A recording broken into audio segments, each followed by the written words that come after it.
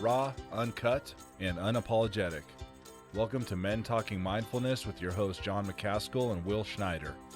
Here we focus on helping men and those with men in their lives solve some of life's complex challenges through understanding the practices of mindfulness and how they can help. Each episode is in an environment free of judgment and criticism, with a focus on authenticity and inner peace. Let's dig in. Virtues are formed in man by his doing the actions, said Aristotle. The writer Will Durant interpreted this as, we are what we repeatedly do, therefore excellence is not an act, but a habit. Meaning, excellence is not what we do once, it's a way of life. And that's what we're going to be talking about today, habits. Breaking the bad ones and starting the good ones.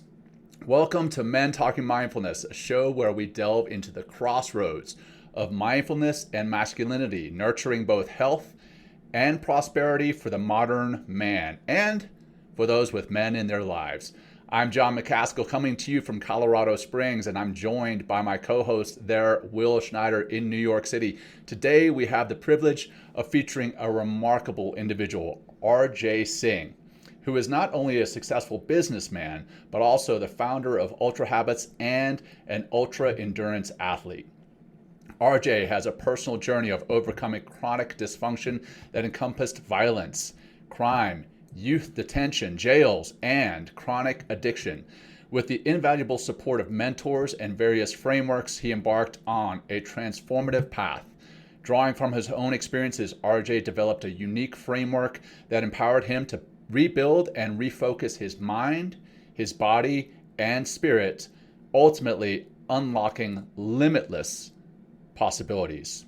He firmly believes that by committing to and dedicating oneself to the evolution of the mind, body, and spirit complex, individuals can experience growth and prosperity in all aspects of life. This achievement necessitates intention, discipline, and the cultivation of solid habits.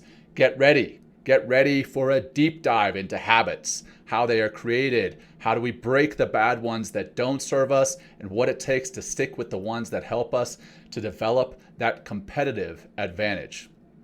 RJ, welcome to the show, brother. I know we had all sorts of technical difficulties there at the beginning, but welcome here, brother. Good to see you. Yeah, I literally was about to break my computer, so I wasn't too mindful before this whole introduction. But man, that was a wonderful introduction, John. Thanks for having me on the show, guys. I really appreciate it. Thanks, Will. So great, man. So great to have you, brother. And I'm going to dive in here in a second. But first, Will, good to see you, brother. It's been a while since we did a live show, and we've had our retreat since we did our last live show. And we, that was just an incredible experience. And then after that, we linked up in New York City during Fleet Week in New York City, ran into some fellow sailors, and we supported the Children of Fallen Patriots, an amazing organization, at their fundraising gala. And now we are finally getting back into our live shows. And I tell you, it's obvious that it's been a while because there's some bugs that we're working out in audio, in technical, and blah, blah, blah. But we're not going to bore our audience with all that. So, Will, man, good to see you, brother. How you been? Good. It's good to be back. Thank you, RJ, for joining us. Hey, if you're enjoying the show, hey, thank you for taking a minute or two and leaving us a review. We'd really appreciate that. And you can also find us on our YouTube and subscribe, to make sure you hit the little bell and get the notification for new content. We actually hired an editor to help us cut some of our show into these little snackable snippets that you can munch on when you need them. So subscribe, and we appreciate that. And you can find us by searching for Men Talking Mindfulness over on YouTube. And what we do to start the show, RJ, and you need it, I need it, we all need it. We're just going to do like a 5-breath kind of grounding practice just to kind of help us to really sink into this conversation, into the moment. So let's just start with a nice little exhale out of our mouth. Close the eyes if that's available for you and safe for you. Good. Just take a nice big inhale through the nose. Big breath. Keep going. And exhale, very slow exhalation through the mouth. Nice and easy and smooth. Again, in for 5 seconds. 4, Take that little pause, get intentional, and then very smooth exhale out. And again, in for 5. Big belly breath. Deep into your belly. Exhale, let it go. Nice and smooth, easy. Relax your face, your jaw, your shoulders if they need to be. And then 2 more. In 5. Out, easy. 1 more in. Exhale, let it go. And just keep your eyes closed for a moment and notice if that's changed anything, if you feel more grounded, if you're a little more relaxed. And I just like to take this moment to really kind of check in with the self and just really begin to recognize and know that the breath can really change how you're feeling, what you're thinking, and will definitely lend itself to the actions that you want. All right, let's jump in. John, go for it. Or RJ, if you want to open up with something for us, that'd be awesome. Thanks for coming again today and joining us. Well, Yeah, I'll jump in with some questions, RJ, just to set a foundation for you. But I also got to tell you, over and above all the bugs that we've been working, the Air Force Academy is maybe, I don't know, a couple miles that way. And they've got graduation tomorrow. And they've got the Thunderbirds, the F-16 jets flying over, rehearsing for graduation flight tomorrow. So you guys may hear it and the audience may hear it. Hey, it is what it is. We're rolling with raw, uncut, and unapologetic. Exactly. So anyway, it's the way RJ, to go. It's the way to go. That's the way to go, man. It makes life fun, more relaxed, more authentic. So anyhow, RJ, man, again, honor to have you. I know you and I text one another regularly in this group that we call the Uncommon, who Jeff Harris and Mark Paskey are a group or members of, and they were on our show just a few months ago, not even a few months ago, probably a month ago now. But RJ, for you, reflecting on that bio that I read at the beginning, that challenging past, what were the primary factors that served as a catalyst for you leading into those difficulties? What happened there? And just tell us a little background there. How did you get out of that, man? How did you get into that, and how did you get out of that challenging background? Yeah. So I think, as I reflect, previously, even previous to my addiction, there was definitely a hole in the soul, right? There was there was something there that I was looking for, searching, and there was definitely what we call in the rooms of recovery a profound sense of dis-ease.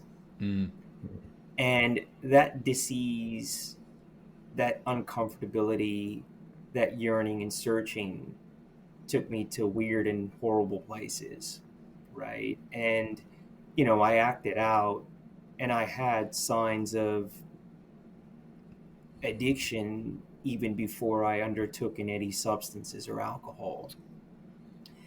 And the moment that I had a drink, I was 13 years old, and there's a lot between the age of 5 and 6 to 13 in terms of how I acted out, and when I reflect on how I just felt irregular or incompatible to this world in many ways. But the moment I had a drink at the age of 13, something came alive, and I remember thinking to myself, I will never be able to quit this. Oh, wow. Right off the bat. 13. Right off the bat, immediately. It was profound. It was a spiritual experience, drinking alcohol for me. Wow. And then I pursued that. I pursued that numbness. I pursued that feeling, and that pursuit took me into crime. It took me into facilities, into jails, into prisons, and yeah, that was kind of that whole piece. And we can unpack that to the extent that you want, John and Will. fast forward, I arrive here in Australia. I'm 26. I grew up in the United States, but I was born in Australia, and I I got a hold on my green card, so I'd never become a U.S. naturalized citizen, even though I'm American by culture and by everything really. I mean, I arrived in the U.S. when I was 3. Similar Mm. background to you, John. We were Yeah. immigrants, and I got there, but you know, by the time I was 17 or 18, I was already incarcerated. And immigration INS, they used to call it, I think before Homeland Security or whatever, or I think they changed the name. It was INS at the time, came and saw me when I was 18. I was doing just a 2-month, 3-month sentence, and they really tried to scare me, Mm. as to, you're not actually a citizen. We can kick your ass out of the country. And, my family, they had become U.S. naturalized citizens, and I just was running the streets, so I never bothered. So by the age of 26, I'm a multiple convicted felon, and Wow. I have to renew my green card. And my lawyers are like, dude, they're not going to do it. Wow. And I end up back in Australia through a set of really bad circumstances. One-way ticket. I end up here at the age of 26, and things got profoundly and aggressively worse Oh, wow. because, now I'm in a foreign environment. I've got a criminal mindset. I don't have any life skills, and I come to Australia, and within 3 months, I've set up an apartment. I'm working a regular day job, and I'm all kinds of crazy in my psychology, and I've got a sick soul, and I'm trying to like pretend I'm Joe Regular, and for 18 months in Australia, things got progressively worse until ultimately I came to a rock bottom, and we can unpack that too. Yeah, let's do that. So at this point, you're still addicted to alcohol. What else are you addicted to? And Yeah. yeah, let's unpack that. Yeah, so I got off the drugs prior to coming to Australia. I was a crystal meth addict, but also Wow. a crystal meth dealer. Mm. And I then went to my primary addiction. I quit crystal meth but continued to sell it. And I just picked up, I had been drinking the whole time. And the reality was that I was a primary alcoholic that used crystal meth and other things to kind of keep me drinking 24/7, Wow. right? Wow. I always had a beer in my hand or was drinking. Yeah. And Mm. when I came to Australia, I was drug free, and I knew I couldn't use drugs. Like for me, getting off of drugs was a major win, right? But the the sadness, the grief, the confusion, the immaturity, the lack of life skills. 26 at the time, I thought I was old. But as you get older, Right. you realize, how you're still a kid, really, in many Yeah. ways. And not only was I a kid, I kind of lived in this subculture of criminality and the drug scene in California. So I didn't really have any real world experience. And I started going to the seediest bars. I was living in Mm. Brisbane, Australia, and I was trying to recapture the element that I was used to in California. So my bars in Brisbane, Australia were like, they were strip clubs, and they were seedy, and it was where Mm. I felt comfortable. And I was just moving further into the abyss, man. And I started to psychologically and spiritually and emotionally deteriorate quite quickly when I came to Australia. Wow. And it was Oh, alcohol. Yeah. what turned it all? What was the moment that when you woke up Yeah. and Yeah. everything started to change, or you Yeah. realized that this is not my path? I was here for about 18 months. And within 18 months of being here in Australia, I was facing jail here for For three your DUI. crystal meth? No, three. I wasn't selling drugs here in Australia. I was Okay. working, but I got 3 DUIs in like a year. And in Australia, they're very, it's quite different. Like, particularly in the state I was in Victoria, and I was facing actual prison here. And I just remember, I came back from the police station because they told me, they had summoned me. I went there and they were like, look, we found that, that you've got other DUIs in this part of the state, and you've got 3, and it's highly likely you're going to be going to prison here in Australia. They obviously didn't know my background in the US. And I remember coming back to my apartment, and I just had, my shoulders sank. I looked up in the sky, and it wasn't like a call to God, but I just had this moment of clarity and saw my life and everything for what it was. And the realization that I would potentially have to tell my mother that not only did I have to come to Australia, never to be able to go back to the US, but now I'm facing the same situation here. And it was, the more religious members in 12 steps will call that divine grace. Yeah. Some people will call that a moment of clarity. But my ego shattered at that moment. Wow. And followed by an obsession. The obsession to drink was lifted. Wow. Pretty much immediately. Immediately. It was gone. And have you had a drink since then? No. Incredible, man. Congratulations. No. That's amazing. So yeah. From that point of clarity, or whatever it is that you want to call it, where do you go, and what do you do? Yeah. I know you've since founded UltraHabits. You've become has the ultra athlete in you. Is that your new addiction? Did you jump right into that? I mean, where do we go from there?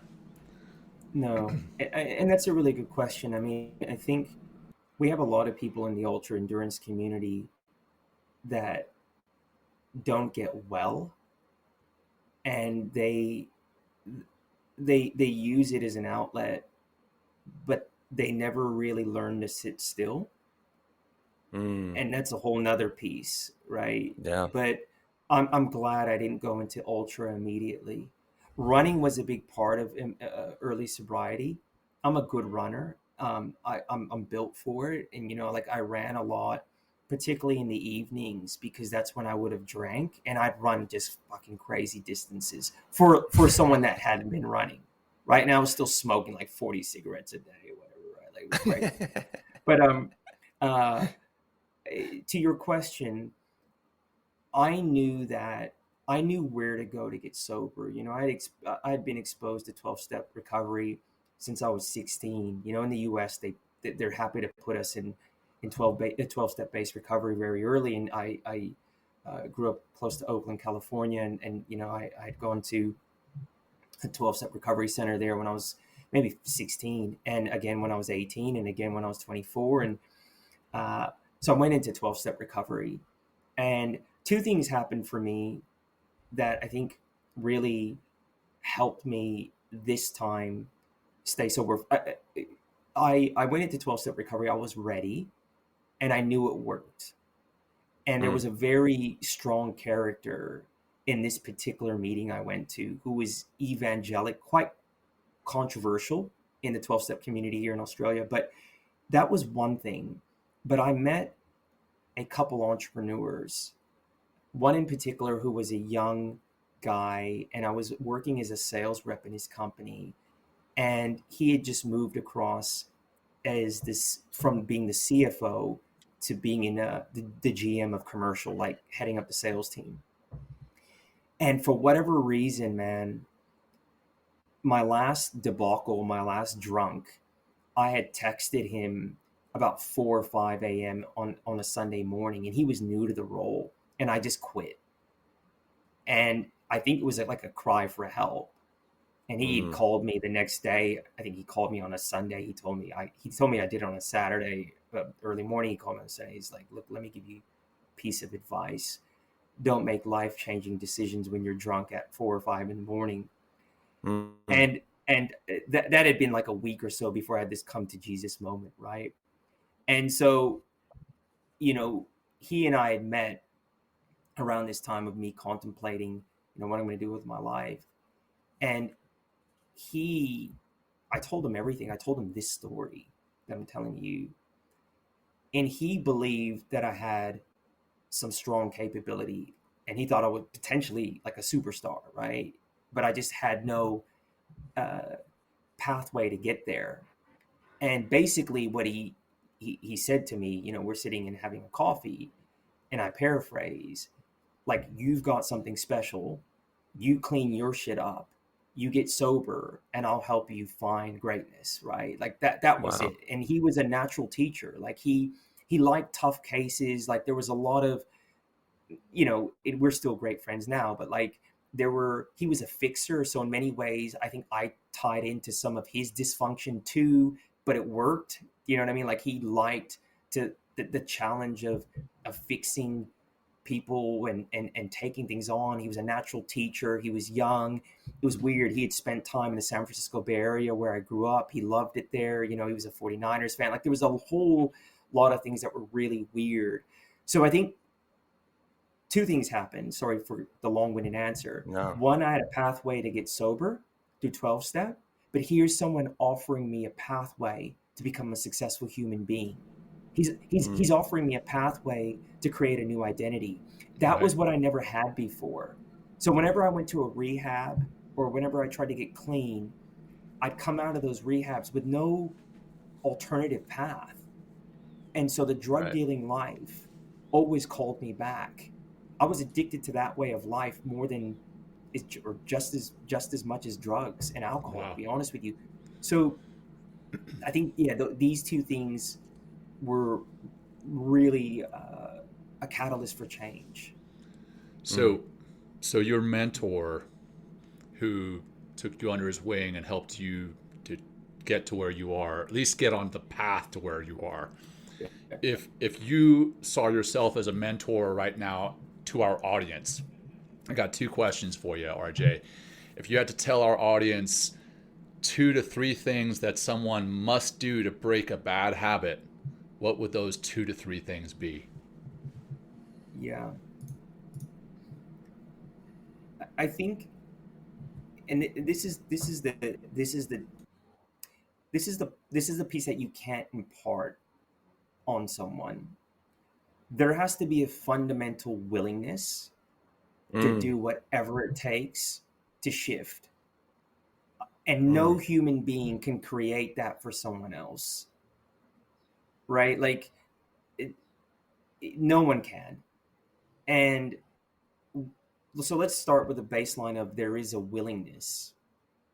Okay. Right? Like there's got to be a willingness, and there's got to be this energy towards change.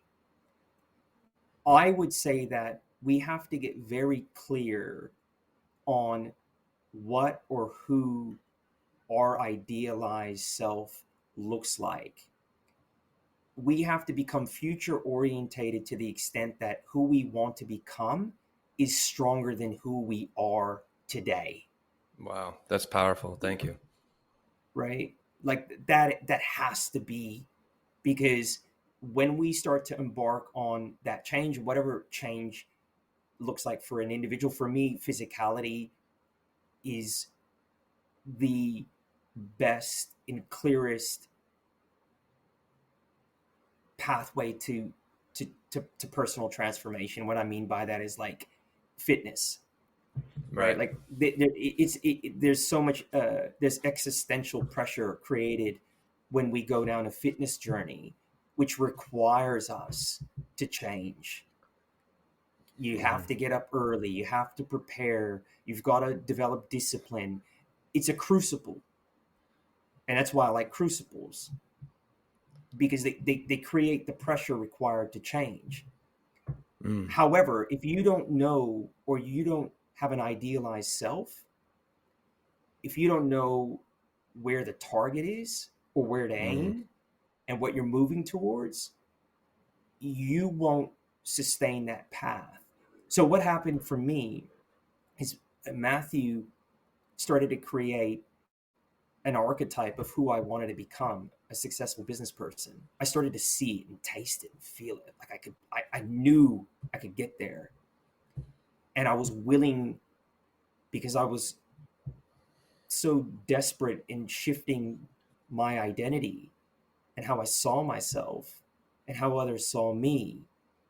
I was willing to do what I needed to do to get there.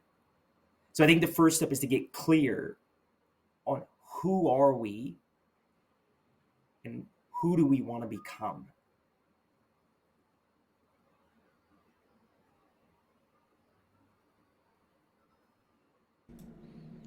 Right on, man. Well, and it sounds like that you kind of answered my next question with that same one. So I was just going to ask, how do you end bad habits, and then how do you start new habits? And it sounds like that clarity is the foundation for both for stopping the bad habits and for identifying the good habits that you want to pursue, but not only identifying, but actually starting the pursuit.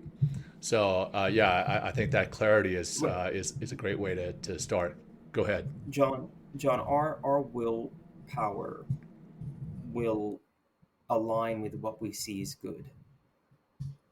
If we don't value something, our willpower will not back it. Right? And so we need to understand what those values are and what we value and what we see as good. And then our willpower will support that.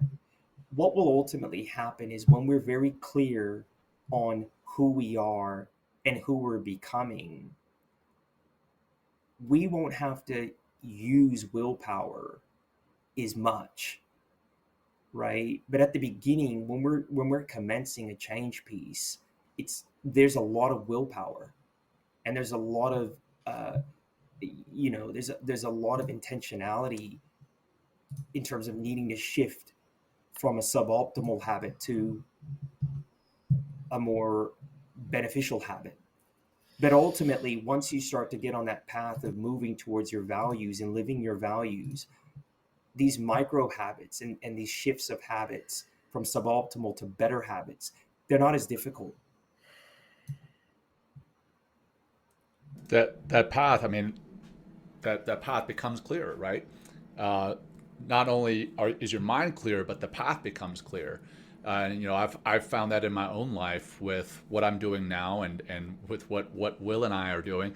I never, 10 years ago, if someone had told me that I'd be running a podcast talking about meditation and mindfulness, I never would have guessed it. But at some point, it becomes super clear.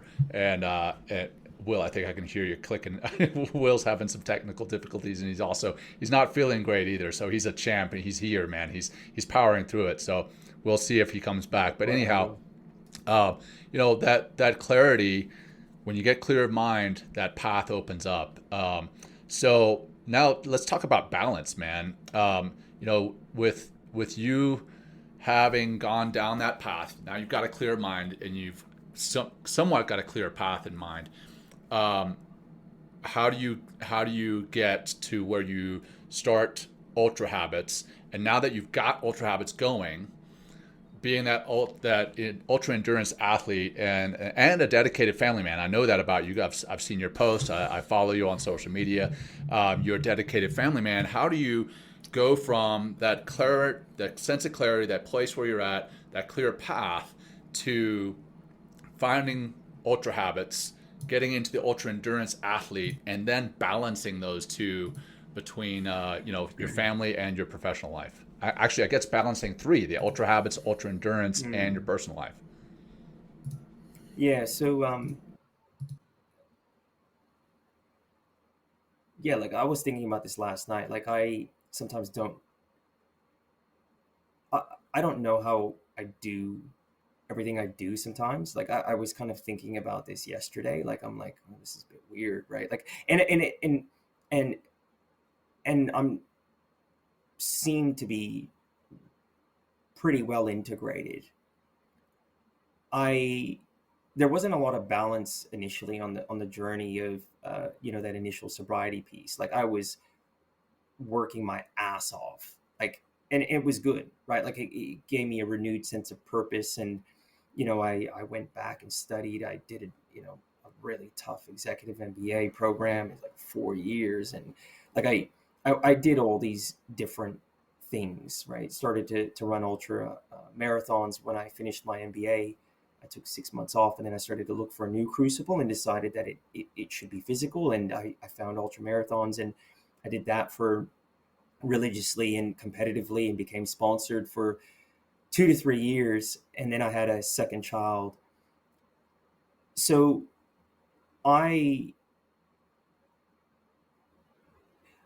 family's a priority, and I'm around my family physically a lot because I work from home, and I have these micro interactions, which are good. And my youngest is in, I guess, what they would call kindergarten, my oldest, and then my youngest will be starting daycare soon. She's 3.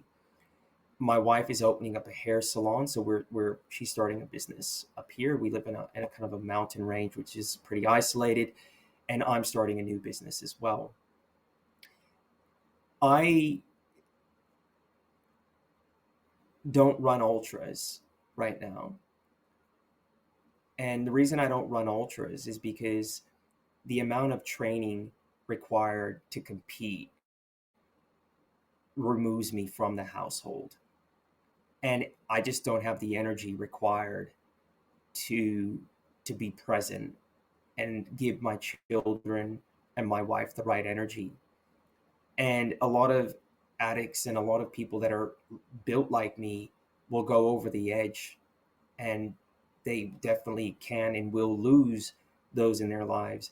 I am doing burpees, as we talked about earlier, and looking to break the Guinness Book of World Record burpees. However, that was done with a lot of thought in terms of what type of exercise it was, because I'm stationary and I'm around my kids when I'm training. I don't have to go. I've seen you doing the burpees with them there.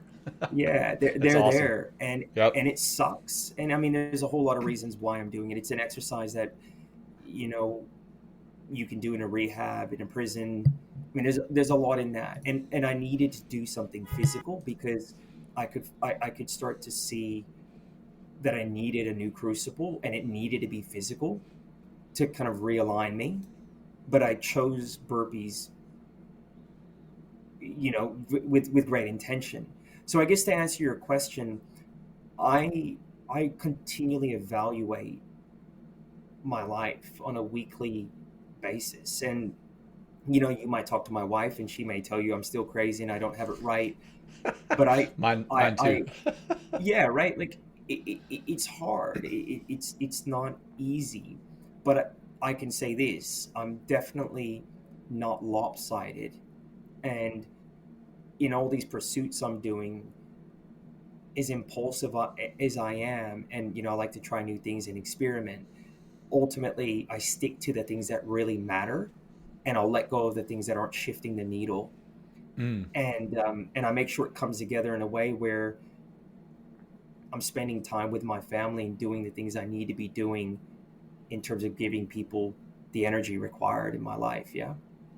Yeah. Well, how do you reach that? I mean, the show is about mindfulness, right? So it's not necessarily about meditation, but it sounds as though you've had a moment. I know we've already talked about your moment of clarity, but even throughout that and throughout what you're doing now and balancing that ultra endurance athlete side of you, even if you're not going and doing ultras anymore, you're still doing ultra things, right? The world record of burpees while you're managing and running a business.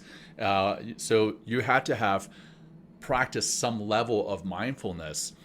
So that mindfulness, how does that come into play? And then if you've ever read, The Power of Habit or Atomic Habits, I'm sure you've read both of those.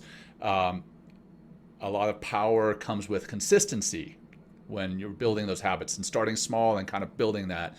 How does mindfulness come into play? And then how does that help you to stay consistent in your efforts? Yeah.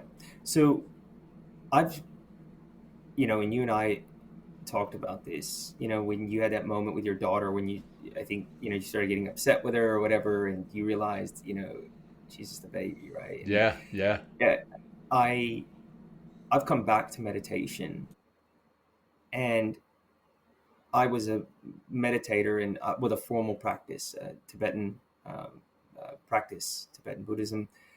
And then when I had my first son, I lost that practice after time because it's just the chaos of having babies Life. and Yeah, in life. Yeah. And, yeah. and then I just went back to movement, which was more running.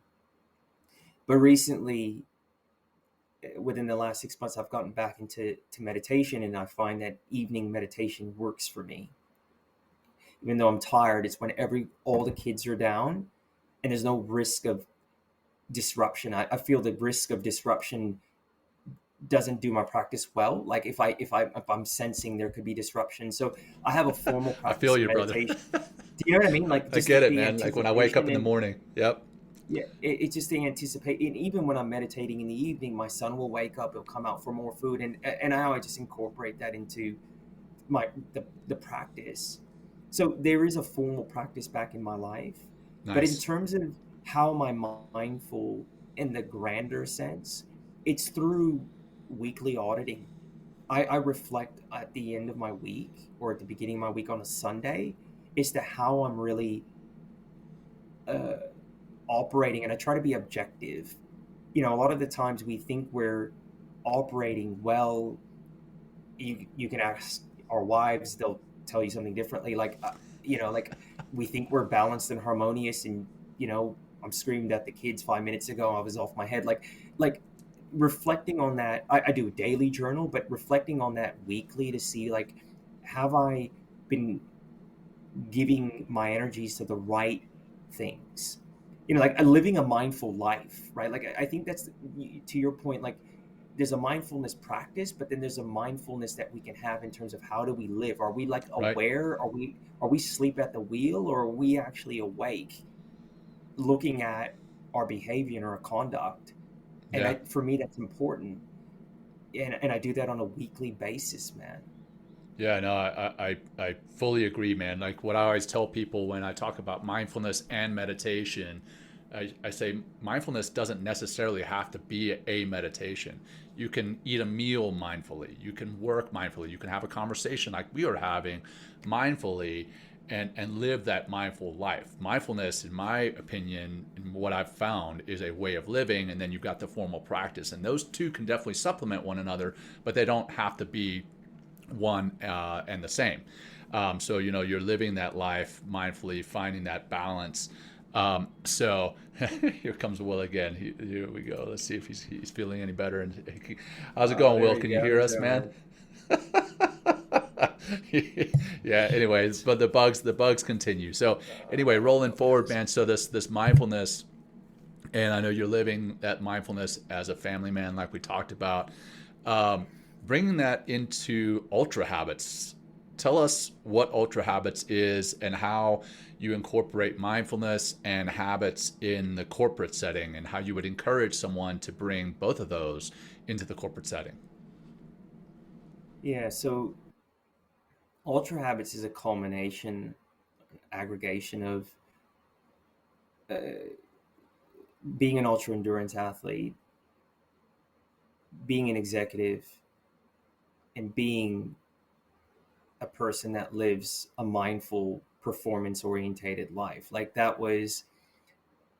it's a sum of the learning across all of it, and an attempt to access more information through conversations like this for the audience, right? So really it was kind of like, how do I sum up everything that I've learned, but also continue to learn, not only for myself but for a community very similar to what you guys are doing, right? And there was so much learning as an ultra endurance runner, because it's hard. What makes it hard is when you're also an executive too. Like if I was just an ultra endurance athlete that was doing it professionally, in and itself, you can sleep during the day, you can rest, you can take it a bit easy. It's, that ultra runners and people that are generally professional ultra runners are kind of hippie in nature, a bit like your alternative sports like rock climbing, and there's a bit of that. But for those of us that are like have to do a 3-hour run and then go and lead a business at 8 or 9 a.m., how do you do that? And then how do you do that successfully? How do you then parent? How do you do all these things that are moving parts and sometimes in opposition? And that's what we focus on at UltraHabits. It's like the executive is expected to peak perform far longer than any athlete.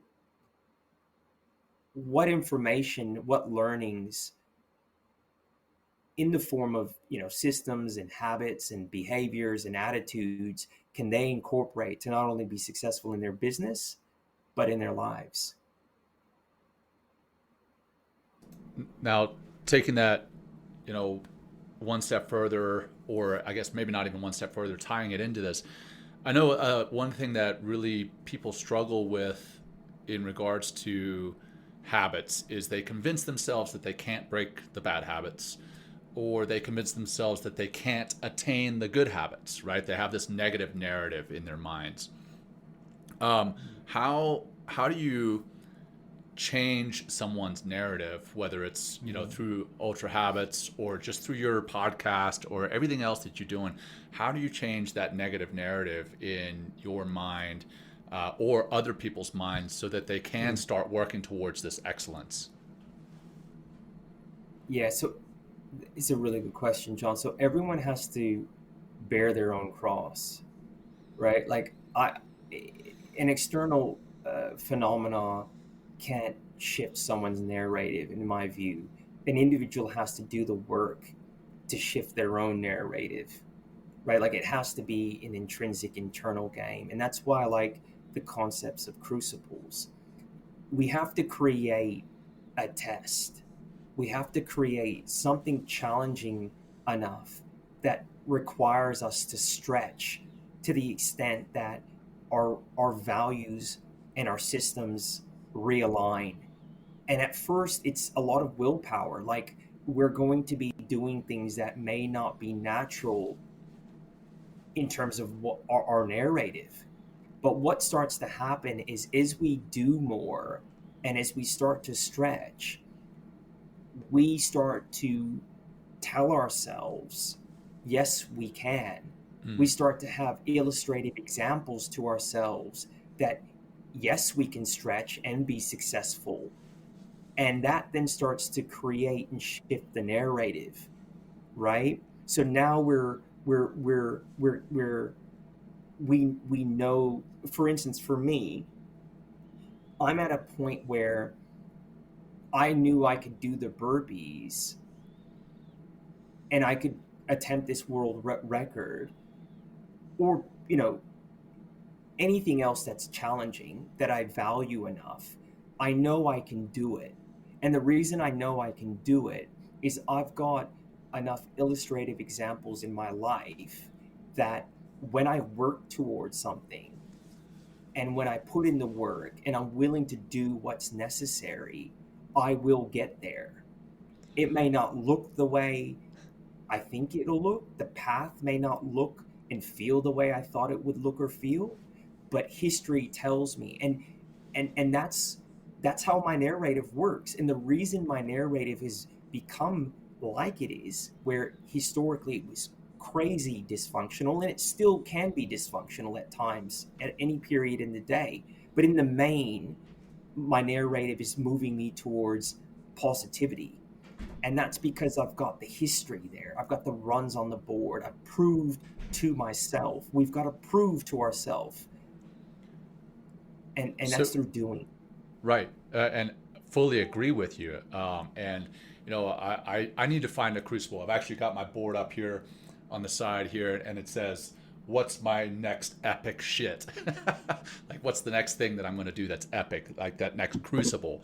But I also wonder, with setting those really high, hard goals, how often do people get discouraged by setting those really high, hard goals, and then they go, let's say, for instance, somebody wants to go and run a 50 miler, and they go out and they run 2 miles, and it's hard for them.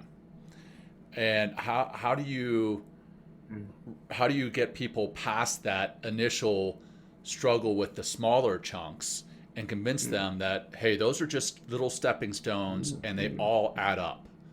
Yeah. I think what people need to realize, and I tell people in recovery this, newcomers, like people trying to get sober, you better expect that it's going to suck. All right. And you better, we talk about it in our text group, embrace the suck. Like, it's cliche, but it's real. Like, when something sucks and it's that hard and you're running your 2 miles and you're like, man, this sucks, you should know you're becoming a better and stronger and faster human. You are becoming better. And that should drive you and fuel you to continue. Right. So I'd say that one thing that I know is whenever I'm doing something I did a 4.5 hour burpee session the other day, and I'm doing burpees right now at a rate. The rate that I'm doing burpees is far faster and harder than what I'll need to do to break the world record. Sure. So I'm just testing my physicality, right? So I was doing sets of 100, right? And at somewhere around 4 hours, I'm alone. I'm in a park. It's freezing cold. My house is literally across the road. I can walk home. No one will know. It's worse than running because with running, at least you're moving. But right. I knew at that point that next half hour was going to be where I expanded my horizons. I knew, and I had faith and trust that next half hour, where I was now at the edge of my comfortability, I was at the very edge, that next half hour was going to really, really suck. But I have faith and trust that suck and that half hour of pure hell is going to be where the gold is. And I think what I'm trying to say is people need to get comfortable with the path that is going to be uncomfortable and accept that very quickly. Don't make yourself think it's going to be sunshines and rainbows and like a motivational video song. It's not going to be that. It is literally not going to be that. But you got to have trust and faith that sign that it sucks so bad that you just want to stop is actually telling you there's gold there. And that's got to mean something to you. If that doesn't mean something to you, you don't value this whole process. You don't value it enough. Right. Right. And I love the way that you phrased that. You said, if you continue to push, you're going to become a better human. You didn't say you're going to become a faster runner or a better runner. You said that you're going to become a better human. And when we push ourselves past our perceived boundaries, then we can become stronger mentally and emotionally and spiritually, so that we are better humans, so that we're tougher humans, and we get used to being uncomfortable. Now, at the same time, I know I call this thing, so many motivational videos are out there saying, hey, you need to wake up at 3 a.m. and then crush your soul for 28 hours out of the 24 in a day. And I call that grind porn. And, that's, hey, you have to grind. But I think at the same time as working hard and pushing yourself past your perceived limits, you have to also be aware of your humanity, and know that resting at some times is going to be good for you. Otherwise, you're going to reach that point of diminishing returns. So how do you, RJ, talking to our listeners, balance, pushing yourself past those perceived those perceived limits while balancing some level of rest for your mental and physical wellness? Yeah, it's a good question. So I've become better at that, right? Like, for instance, I was sick for a few weeks, and like I didn't do any training, and then I started to do light training on like the third week because I knew like I needed to move on. Back in the day, as an ultra runner, that would have drove me crazy. And Sure. when you're running crazy distances, you're always on the knife edge of being sick, and then you've got a race coming up, and you start to stress out, and then you'll start running too early, and you'll get even sicker. Right, Um, right. I think that has come with age. I'm 41, right? Like some of that edge is off, and I think age has come to play a big part in it. Maybe a bit of wisdom. I don't know. My people around you might tell you differently. I With the burpees, I do 1 week on, 1 week off. Wow. Right. So the week that I'm off is all about um, almost like yoga and Pilates. Like it's strengthening my body and the frame for what's required for the week to come. And that for me is a week off, right? Like, so rest is part of performance. And I think the way that we need to look at rest is not taking your foot off the pedal. We have to frame it to ourselves in a way that rest is actually increasing the capacity.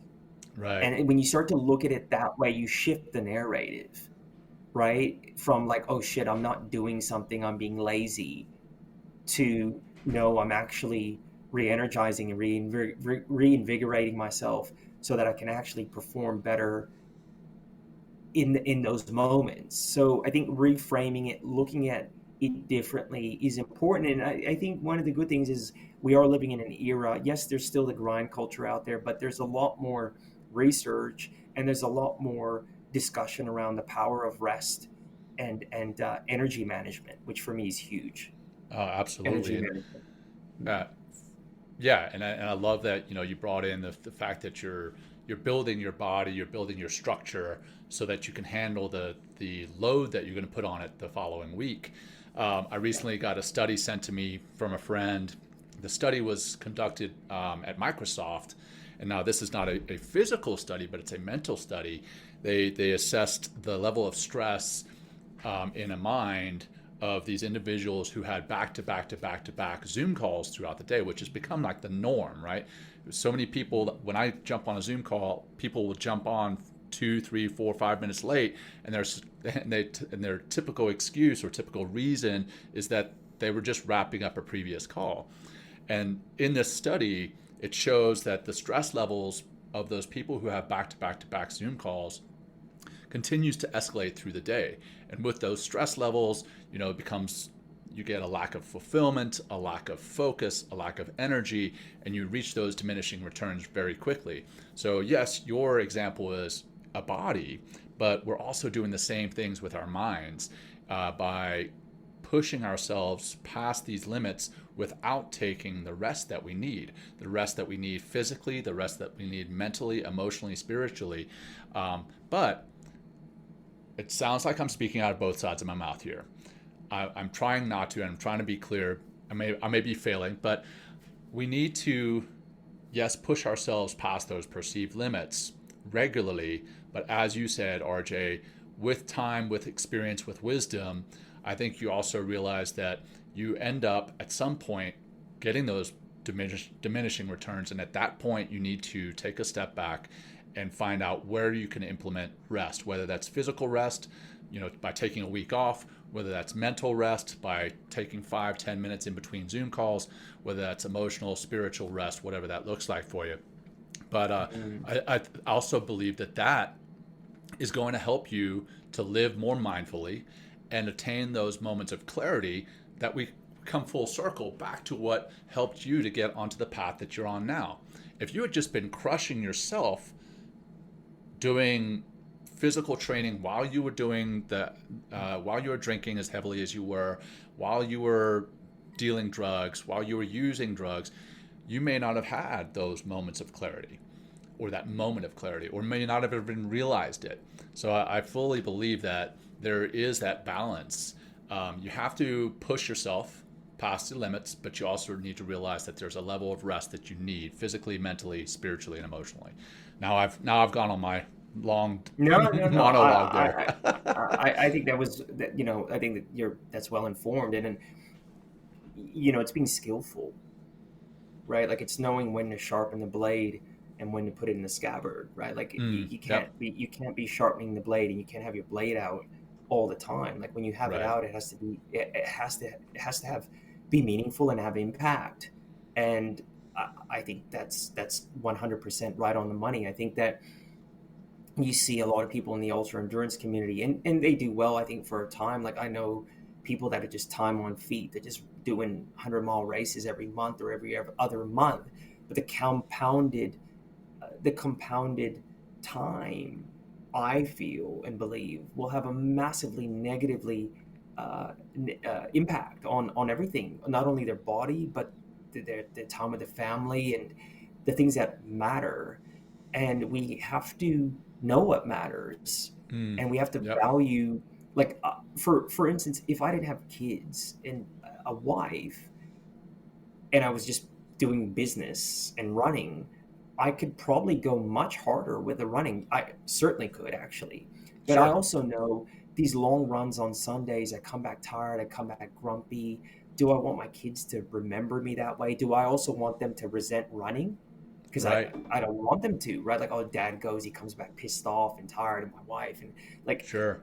it's just one of those things that we have to really be clear on. And I can quite easily go over the edge. And sometimes I let myself, like when I was doing that 4.5 hour burpee session, that last half hour, I wanted to, and I was very intentional about going over the edge and going to another place. But we can't stay there. Mm-hmm. We can't stay there. We got to come back. If we don't, it's I don't think we can stay in that place of hyper performance, or in this context, we don't even call it performance. It's just redlining. I don't believe we can live there and be there successfully whilst having a relationship with a wife and kids No, and people. I just don't think it works. I agree. I think, the like you said at the very beginning, if that's what you do, if that's what you devote your life to completely, then a lot of the people in your life are going to go away. Well, the same thing can be said for work. So many people devote themselves to working 18, 19-hour days, and they convince themselves that they're doing it for their family, while at the same time they're completely neglecting their family, right? And I think a lot of the time it's actually ego that's driving them to do that. And that ego can come into play in the workplace. That ego can come into place with ultra endurance athletes. It can come into play, all over the place. But we have to make sure that our ego is in check. Now that, again, coming full circle, comes into play with the habits, right? The habits, the ego can take us either way. The ego, we can be so convinced that we can kick the bad habits that we don't put in the work to actually kick that habit and end up not kicking it because we haven't put in the work.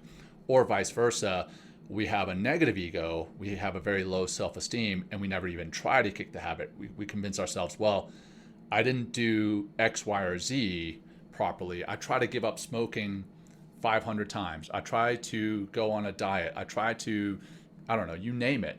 And you convince yourself, again, coming back to that negative narrative, that you can't do something. So the ego can definitely come into play either way, positively or negatively, in those breaking and setting habits. I think, and that's where I think it's really important, particularly if you're moving from a state of dysfunction out of dysfunction. Like for me, when let's talk about cigarettes. Like Yeah. when I quit drinking, I started to base my idealized self on people like Matthew, that the dude who's mentoring me, and like he ate healthy, he didn't smoke, and then I started to realize top tier people were living like that. So Mm-hmm. my ego then realigned with my desire to see myself as a performer, and part of that was stopping smoking, right? So like in many ways, because my idealized self, which was a function of my ego, started to evolve into what does a successful entrepreneur businessman actually look like, and it started to get crystal clear based on the examples of humans that were around me that were successful in that space, and noticing that none of them were smoking. And so in many ways, my ego served me well, because it was like, I want to move towards that. I want to become that. And smoking isn't part of that. Smoking isn't part of that. And that desire to realize that identity outweighed the immediate desire to smoke, really, is what it comes down to. Yeah, it's the ability, like you said at the very beginning, to see the person that you could be versus the person that you were, and know that there's a delta there between the two, and that delta is going to require a lot of work to get from the person that you are to the person that you want to be. RJ, this is awesome, man. I really appreciate everything that we've covered thus far. We're coming up on the end of our scheduled time. I know you've got this world record attempt coming up. When is that? And how can people support you, and what's it for? I know we haven't even covered that. So would you jump into that really quickly? Tell our audience what that's for, when it is, and how they can support you? Yeah, so the date will be determined when I get back from holiday next week. It's going to be around October, November, December. It is a Guinness Book World Record attempt for 24-hour burpees, which I'm going to aim for 11,000.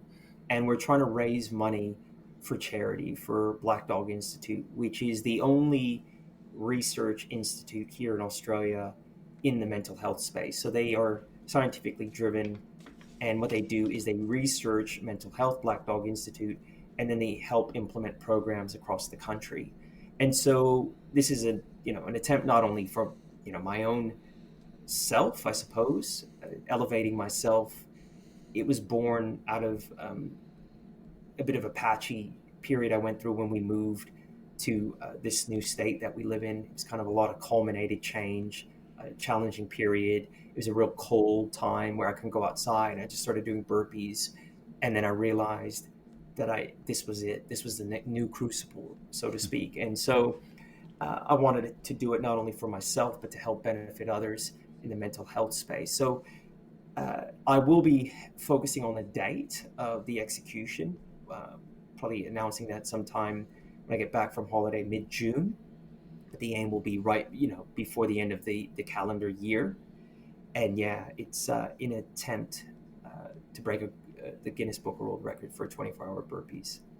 Right on, brother. And I'll make sure that that link for Black Dog Institute is in the show notes. And if you would, after this, send me the link so that people can help to support that. That'd be great. I'll make sure that's in the show notes too. And we help to support that, because it is definitely a virtuous effort that you're going after, and a virtuous program that you're supporting. So thank you for what it is you're doing, RJ. And thank you for being with us here today, man. I really appreciate you. If people wanted to get a hold of you outside of the burpee challenge, if people wanted to get a hold of you, what's the best way for them to do that? So whether it's the burpee challenge or just to get a hold of me, it's at my website at www.ultrahabits.co. Right on, man. And I know you're on social media with LinkedIn, and I've seen you on the other social media platforms out there too. So we're looking forward to seeing you go after that record, and we look forward to seeing you break it, brother. So, for our audience, this has been one of those weird shows, right? Will dropped in, dropped out. We had audio problems, but hey, it is what it is. We roll with it, and we accept it for what it is, because we are human beings, and we appreciate your guys' patience with us. We appreciate you, RJ, for sharing everything that you've shared with us about setting new habits and breaking the bad ones. And if this show resonated with you as an audience, please share it with your friends, your family, your colleagues, whomever may need to hear it. We appreciate you, and until next time, take care. Thank you for joining us today. We hope you walk away with some new tools and insights to guide you on your life journey. New episodes are being published every week, so please join us again for some meaningful discussion. For more information, please check out mentalkingmindfulness.com.